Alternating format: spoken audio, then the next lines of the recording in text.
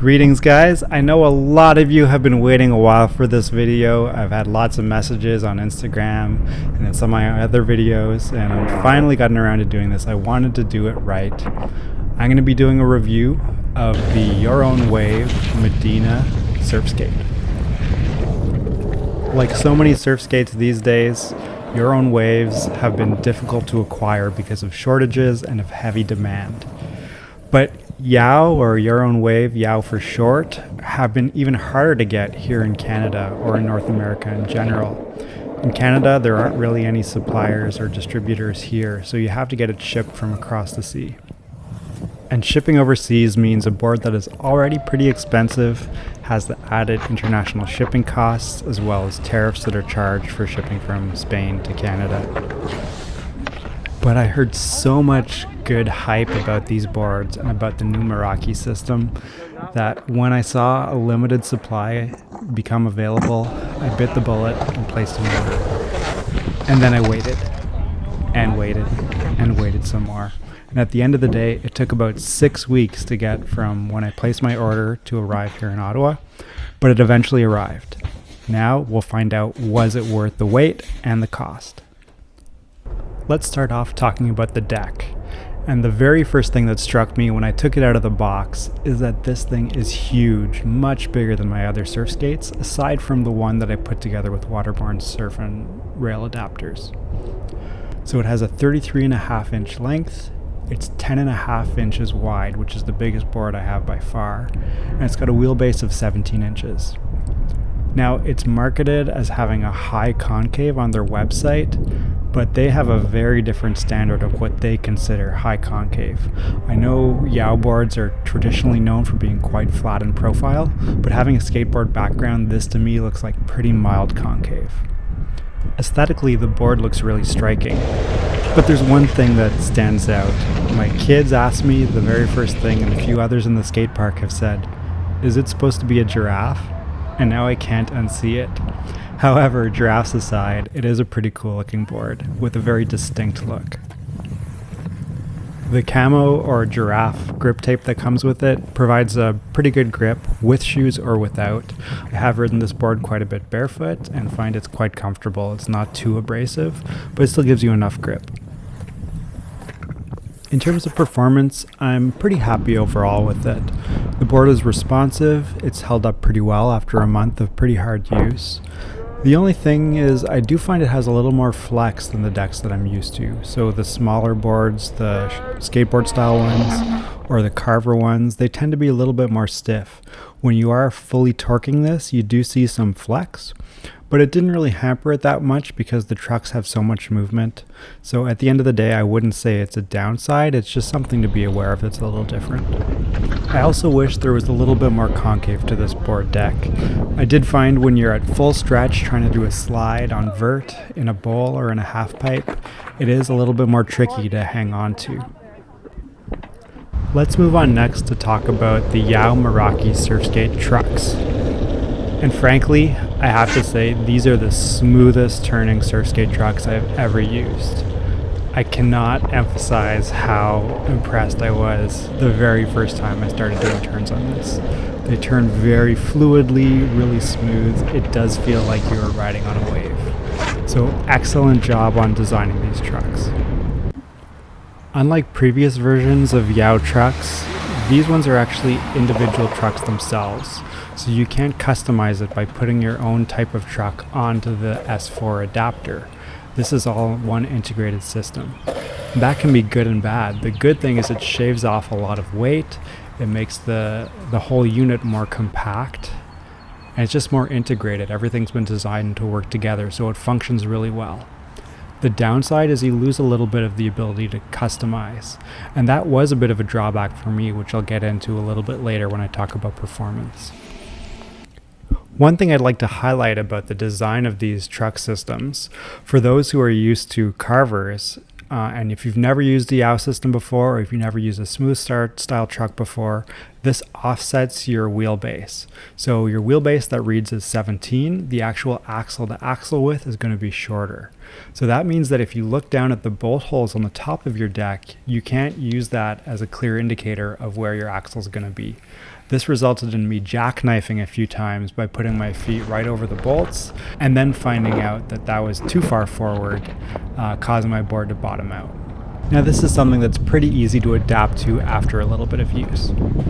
So finally, let's move on to the wheels. The wheels listed on the website say that it comes with a 66mm wheel that's 76A durometer in white. The wheels that came on my board are gray, and they're actually 80A durometer. Now that actually suits me. I prefer a harder wheel so I can do more slides in that, but they still grip fine, and I do find these wheels slide pretty well. They're a little bit bigger than I would usually use for skate park, but they still seem to work alright. So I'm pretty happy with the stock wheels, and the bearings are super smooth and roll really well right out of the box. Moving into performance, let's start things off with the area where this board performs the best, and that is with pumping and carving on flat ground. I can't explain how they managed to create a truck system that works so well, so efficiently, so smoothly. It transfers power just almost magically. You could ride this board all day without setting a foot on the ground. Starting from a stop is not a problem with this board. It transfers energy so smoothly from your heel side to your toe side turns. It's got a really sharp turning radius, and it just feels like nothing else. I thought the Carver C7s were really good, but this just blows them out of the water. A few viewers have commented or been curious about the short wheelbase for this board. So compared to some of the other YOWs, this one does have a shorter wheelbase at 17 inches. And honestly, to me, that seemed a bit long compared to the boards that I'm used to using. I like those shorter, snappier boards because I do a lot of carving in the skate park. And I found these work really well. They have a nice sharp turning radius. They're short and snappy, but they still have that flowy feel that you would get from a surfboard. If I just have a few minutes to go carve up a parking lot, without a doubt, this is always the board that I'm grabbing. Let's now move out of the parking lot and get to my second home, the skate park. As you guys know from following me, a lot of my time is spent carving up bowls in a skate park or doing big slides on quarter pipes or on the banks, sometimes doing grinds. That's where I really find the greatest challenge for surf skating, and I spend a lot of my time doing that. So it's worth discussing how the YOW performs in this environment. The first time I tried using this board in the bowl, honestly, it felt a little bit scary because the board felt so skittish under my feet. It's kind of like if you try surfing without fins, where you just feel like you're going to lose the board because that front truck is so loose compared to the Carvers and other ones that I've used for skate parks. But once you get used to it and practice with it, it actually works really well for carving in bowls. If you've watched my tutorial on bull riding, you'll recall that I talk about the key to bowls being to have those nice, flowy, rainbow-like arcs.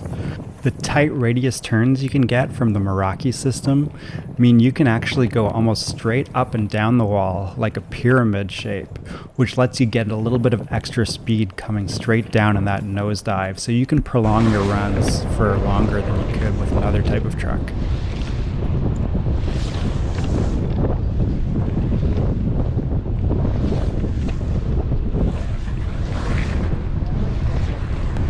When it comes to doing big slides in the skate park, I would have preferred to have a little bit more contour to the deck. However, the very wide deck does help to offset that a little bit. I found the wheels really slid well on this, and the bearings helped keep your speed going into it, so out of the box, the board works pretty well for that. This board also shines when it comes to being able to simulate some surfing moves on the concrete. So for example, being able to practice your top and bottom turns on a quarter pipe. I find this board does it a lot better than any of the others I've used. Another unexpected thing that I found out about this board is, I don't know what it is, if it's the trucks or the dimensions or the wheels, but it manuals like a dream. I can manual this thing probably better than any of my other surf skates. And that long nose that I mentioned before, it actually makes it possible to nose manual this really well, despite the really loose front trucks. This board with that nice long kicktail is actually pretty decent for ollies. If you saw my previous video about ollieing on a SurfSkate, I would put this in the upper tier of boards that are easy to ollie on. The only thing is you have to be careful you don't land over the bolts, because that's going to cause you to jackknife it. The long nose on this board with lots of kick made me wonder if it could nose manual, while it also made me wonder, can you nollie on this board? And surprisingly, it does that incredibly well. As much as I love this board and I've told you about all the good things about it so far, it does have some downsides, and those mostly relate to its performance in the skate park. One of my favorite tricks to show off in a bowl is doing a carve grind on a SurfSkate. It just makes this loud sound, it looks so cool, it feels like doing a floater on a surfboard. And I can do these on my Carver C7s, I can do them on the CXs, I can do them on the C5s, I can even do them on the Decathlon Oxello board. But I have not been able to do a good one on the YOW Medina. The very first time I tried it on my YOW board, I approached at the same speed I would on my other boards.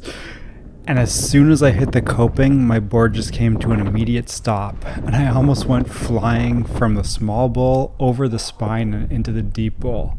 It was a scary experience, and every time it's the same thing. As soon as my trucks hit the coping, it seems like they just jam on the brakes and come to a stop. I don't have a lot of footage of this happening because the first couple times happened off camera, and I really didn't want to keep trying to reenact it. In fact, it became a bit of a mental block, and I had to relearn how to carve grind in my other boards. I couldn't understand what was happening, and I thought maybe they just needed to be broken in. So I went up onto the top of the bowl, and I tried just sliding them along with my hands, and they were so sticky. It took so much effort just to get these to move the tiniest bit on the coping. And it made me think that maybe this was a soft metal that wasn't really designed for grinding. These are brand new Carver CXs. See how that compares. Oh yeah. Just no effort at all to slice. I think the YOW ones are made of a softer metal.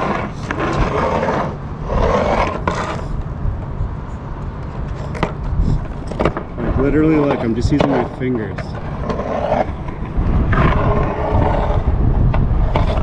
So I fully recognize that this could be a user error issue. I just might need to take some time to relearn how to do carve grinds using these trucks, adjusting my stance, finding the balance so it doesn't jackknife, getting my weight further back so it doesn't hang up with the slower grinding trucks. But this is an issue in terms of my overall satisfaction with the board. Knowing me, I like to push myself. I don't really have a mellow setting. And when I'm riding this in the bowl, I feel like I have to kind of limit myself to 80% of what I can do. I have to be cognizant when I'm going up not to get too high on the bowl wall for fear of maybe hitting that coping accidentally.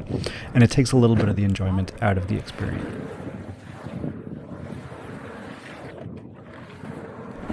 Also, when it comes to riding hard in the skate park, I like doing flyouts and doing grabs coming out of the bowl, and I find those harder to land properly without jackknifing this board compared to a CX or a C5. And I also have some concerns about the durability of that front adapter. It makes it so great for carving, but it's probably a lot more susceptible to damage when you come down from, a 4-foot air out of the bowl, putting all your weight on those front trucks. So I have a bit of concern about how this will hold up long term compared to the more simple mechanisms of like a CX or a C5 front truck. So going back to the recommendation, would I recommend buying this board? And more specifically, would I recommend buying it for people like me who are in a situation where it's not easy to get your hands on it? It would entail spending a lot of money and waiting a long time to get one. Absolutely 100% I would recommend going for it. I love this board so much. It performs so much better than anything else I own when it comes to riding on flat ground and just pumping kind of the basics of SurfSkate. It's not going to be your one-size-fits-all board because, as I pointed out, there are a few flaws in terms of its performance in the skate park, which might limit you progressing to those advanced levels with grinds and air outs. But you can still do a lot on this board, and I think for most people, it's going to be your favorite board if you do pick it up. If there's anything specific that I didn't cover in this video that you had questions about, feel free to drop it in the comments. I do my best to respond to everybody when I can. Hope you found this informative and hope it helped make up your mind if you had the same tough decision I had when deciding whether to pull the trigger on buying a YOW SurfSkate. Thanks for watching, guys. If you're interested in POW surfing and surf skating and river surfing, lake surfing, pretty much any kind of surfing, you might be interested in the other content on my channel, so I'd encourage you to subscribe. Thanks again for watching.